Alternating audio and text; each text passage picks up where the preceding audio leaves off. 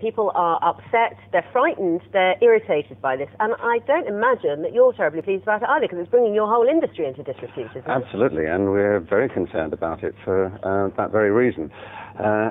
Telemarketing's been around, of course, for 40 years, but it's about 3 years ago that we became aware of this growing problem, and that's when we discussed with the industry how it could be stopped, and we set in place a very rigorous code of practice. So it's my belief that if you're a DMA member, you are actually abiding by a set of rules that actually prohibits this. The problem is that many of these calls are coming from companies which are withholding their number, and that's making it extremely difficult to track them down. Is Oftel doing enough, though? Well, at the moment, of course, the regulations have only just come into place. The Communications Act came into force on the 25th of July. So the rules that now apply to this are fairly new. And I imagine that Oftel has many other things in the lead up to Ofcom's becoming the regulator for this sector. But we are, of course, wanting to work with them very closely to stamp this out. It's becoming a problem, of course, for a particular part of the community.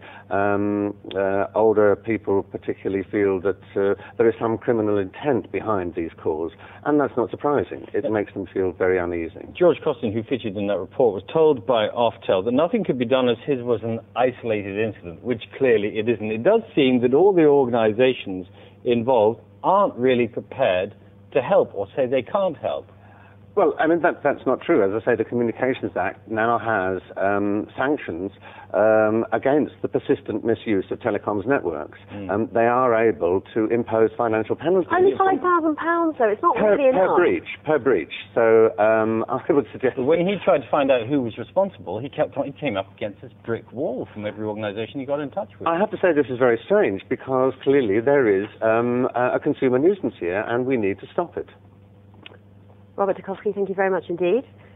We actually should point out, I think, just briefly, that if people do want to do something about this, if you go to our website, we have got more information about how you can register for the telephone preference service. That's www.bbc.co.uk/breakfast. Yeah, the telephone preference service will help to block out cold calling if that's what you want.